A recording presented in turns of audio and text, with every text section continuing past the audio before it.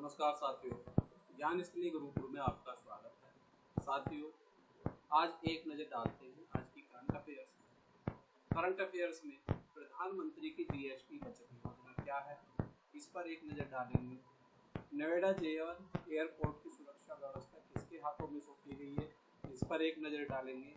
उत्तर प्रदेश में एक्सप्रेसवे का निर्माण हुए में कितने एक्सप्रेसवे बने हैं, कितने चालू हैं, इस पर एक नज़र डालेंगे। और इन सबसे अलग भी कुछ विषय हैं जिन पर एक नज़र डाली जाएगी। शुरुआत करते हैं। जीएसटी बचत उत्सव या जीएसटी सुधार क्या है। प्रधानमंत्री मोदी ने घोषणा की कि 22 सितंबर 2025 से नेक्स्ट जनरेशन जीएसटी सुधार लागू होंगे।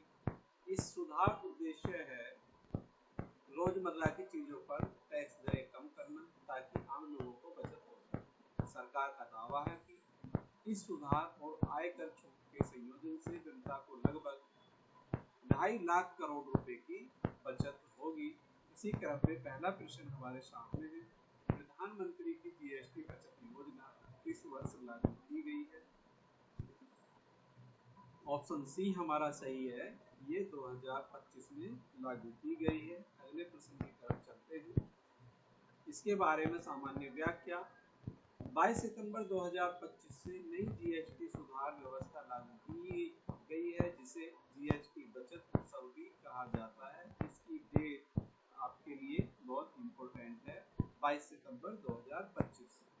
अगला प्रश्न, जीएसटी सुधारों में मुख्य रूप से कितने टैक्स स्लैब बनाए गए हैं। इसमें 2 टैक्स स्लैब बनाए गए हैं, एक 5% और एक 18%। बस इन 2 टैक्स स्लैबों से ही पूरे देश को टैक्स व्यवस्था में बांधा गया है।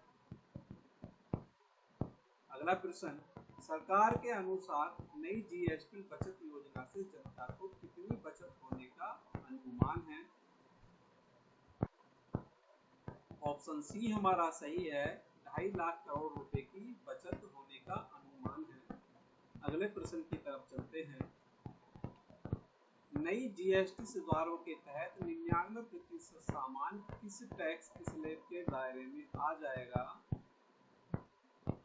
5%। ऑप्शन बी हमारा सही है, 99% सामान 5% टैक्स के दायरे में आ जाएंगे, जिससे आम लोगों को बहुत बड़ा लाभ होने वाला है। इससे वाहन, घरेलू सामान सभी पर प्रभाव पड़ेगा, सारी चीजें सस्ती हो जाएंगी। इस बार दीपावली अच्छे से बनेगी लोगों की।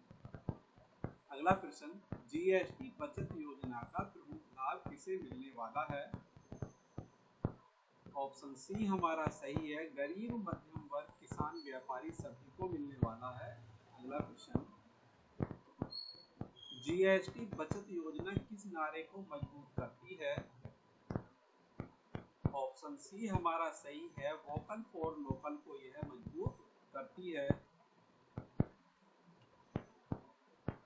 जीएसटी सुधार 2025 को किस नाम से प्रचारित किया जा रहा है। ऑप्शन सी हमारा सही है, जीएसटी बचत उत्सव के नाम से इसे प्रचारित किया जा रहा है। यह शब्द हमारे लिए आगामी परीक्षाओं के लिए मोस्ट इम्पोर्टेंट है। नई जीएसटी प्रणाली में किस वस्तु पर दरें कम की गई हैं। ऑप्शन सी हमारा सही है, रोजमर्रा की वस्तुओं पर दरें सबसे ज्यादा कम की गई है। साथियों, यदि वीडियो आपको ज्ञानवर्धक लग रहा है तो हमारे वीडियो को लाइक कीजिए, चैनल को सब्सक्राइब कीजिए और अपना प्यार इसी तरह हमारे ऊपर बनाए रखिए। जीएसटी बचत योजना में किस स्लैब को बनाए रखा गया है। अगला प्रश्न, ऑप्शन सी हमारा सही है, 18% को बनाए रखा गया है। जीएसटी बचत योजना का मुख्य उद्देश्य क्या है। ऑप्शन सी हमारा सही है, जनता को राहत और बचाव देना, ये हमारा मुख्य उद्देश्य है। चलते हैं अगले प्रश्न की तरफ। जेवर एयरपोर्ट से संबंधित कुछ जानकारियां हैं। जेवर एयरपोर्ट की सुरक्षा किस कंपनी को दी गई है, इसके बारे में विस्तार से चर्चा करेंगे। नोएडा अंतरराष्ट्रीय जेवर एयरपोर्ट की मुख्य सुरक्षा किस कंपनी को सौंपी गई है। ये CISF के हाथों में ही इसकी जिम्मेदारी दी गई है। संपूर्ण देश में CISF ही एयरपोर्ट को देखती है। अगले प्रश्न की तरफ चलते हैं। जेएफ एयरपोर्ट पर कितनी स्तरीय सुरक्षा व्यवस्था लागू की गई है? ये 3 स्तरीय सुरक्षा लागू की है। इसके बारे में पहला घेरा CISF संभालेगी, दूसरा व तीसरा घेरा निजी सुरक्षा और स्थानीय पुलिस की मदद से होगा। इस तरह से सुरक्षा व्यवस्था पर काम किया जाएगा। अगला प्रश्न, जेवर एयरपोर्ट की शुरुआती चरण में लगभग कितने CISF जवान तैनात किए जाने की योजना बनाई गई है? तो इसमें आपका ऑप्शन बी सही है, 1000 से 1700 जवान इसकी सुरक्षा की जिम्मेदारी को देखेंगे। अगला प्रश्न, इसकी व्याख्या, गृह मंत्रालय ने शुरुआती चरण के लिए लगभग 1000 से 1700 CISF कर्मचारियों की तैनाती मंजूरी की है।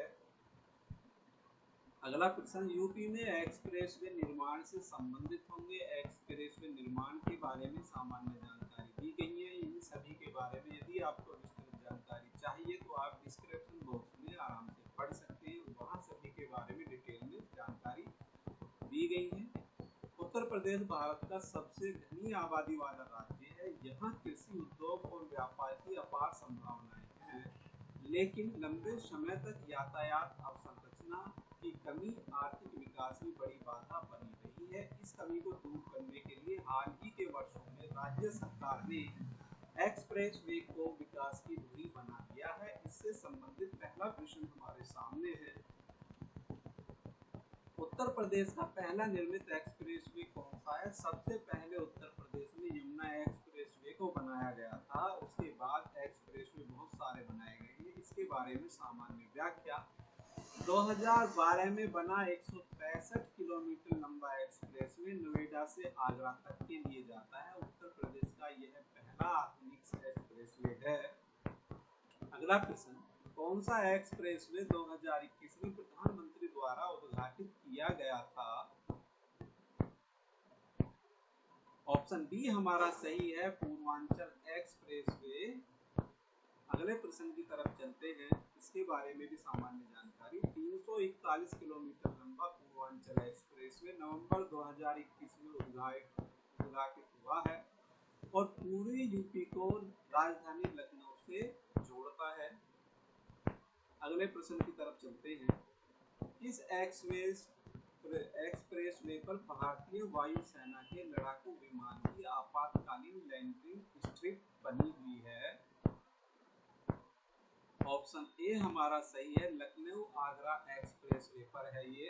अगले प्रश्न की तरफ चलते हैं। इसके बारे में भी सामान्य जानकारी, 302 किलोमीटर लंबा यह एक्सप्रेसवे भारत का पहला एक्सप्रेसवे है जिस पर फाइटर जेट की लैंडिंग सुविधा बनाई गई है। अगले प्रश्न की तरफ चलते हैं। भारत का सबसे लंबा एक्सप्रेसवे बनने जा रहा है। सबसे लंबे एक्सप्रेसवे की बात करें तो ये हमारा गंगा एक्सप्रेसवे बनने वाला है। इसके बारे में सामान्य जानकारी, ये मेरठ से प्रयागराज तक 594 किलोमीटर लंबा एक्सप्रेसवे होगा। पूरा होने पर यह देश का सबसे लंबा एक्सप्रेसवे बन जाएगा। इसके बाद अगला प्रश्न, बुंदेलखंड एक्सप्रेसवे किस क्षेत्र के विकास के लिए विशेष रूप से बनाया गया है? यह बुंदेलखंड क्षेत्र के लिए बनाया गया है। ऑप्शन बी हमारा सही है, चित्रकूट से इटावा को जोड़ने वाला 296 किलोमीटर लंबा एक्सप्रेसवे बुंदेलखंड जैसे पिछड़े क्षेत्र को मुख्य धारा से जोड़ता है ये। अगले प्रश्न की तरफ चलते हैं। गोरखपुर लिंक एक्सप्रेसवे किस बड़े एक्सप्रेसवे से जुड़ता है? ये पूर्वांचल एक्सप्रेसवे से जुड़ता है। ऑप्शन सी हमारा सही है। इसके बारे में सामान्य जानकारी, 91 किलोमीटर लंबा गोरखपुर लिंक एक्सप्रेसवे गोरखपुर को पूर्वांचल एक्सप्रेसवे से जोड़ता है। अगले प्रश्न की तरफ चलते हैं।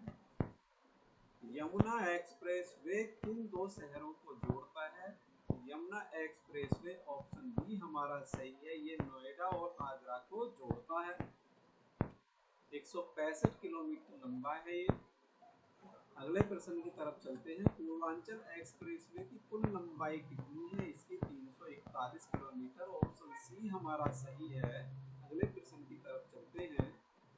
अगले प्रश्न, यह एक्सप्रेसवे लखनऊ से गाजीपुर तक फैला हुआ है और पूर्वी यूपी को पश्चिमी हिस्से से जोड़ता है। इसके लिए ये मोस्ट इम्पोर्टेंट है। अगला प्रश्न, उत्तर प्रदेश को एक्सप्रेसवे हब कहे जाने का मुख्य कारण क्या है? अगला प्रश्न है आपका ऑप्शन बी, यहाँ कई एक्सप्रेसवे परियोजनाएं बनी हैं, वह बन रही हैं, इसलिए यह मुख्य कारण है। अगला प्रश्न, इसके बारे में सामान्य जानकारी। यूपी में यमुना, आगरा, लखनऊ, पूर्वांचल, बुंदेलखंड, गंगा और गोरखपुर लिंक जैसे बड़े एक्सप्रेसवे निर्माणाधीन या चालू है, इसलिए इसे एक्सप्रेसवे हब कहा जाता है उत्तर प्रदेश को। अगला प्रश्न है हमारा, एक्सप्रेसवे निर्माण का सबसे बड़ा लाभ किसे माना जाता है? जनता को माना जाता है। जनता और अर्थव्यवस्था दोनों है इसमें। अगला प्रश्न, एक्सप्रेसवे से यात्रा समय लगता है, ईंधन की बचत होती है, औद्योगिक निवेश आता है और रोजगार सृजन होता है। इसका लाभ पूरे समाज और अर्थव्यवस्था को मिलता है। अगले प्रश्न की तरफ चलते हैं। अगला टॉपिक है हमारा जीएसटी बचत योजना, नोएडा एयरपोर्ट सुरक्षा व यूपी एक्सप्रेसवे विकास से संबंधित सारी जानकारी हमने पढ़ी है। इसके बारे में सामान्य डिस्क्रिप्शन है, डिस्क्रिप्शन बॉक्स में आप इन सबको पढ़ सकते हैं। इनके बारे में विस्तार से जानकारी सारी दी गई है। चलते हैं इसी क्रम में आगे। अगली वीडियो में फिर मिलते हैं।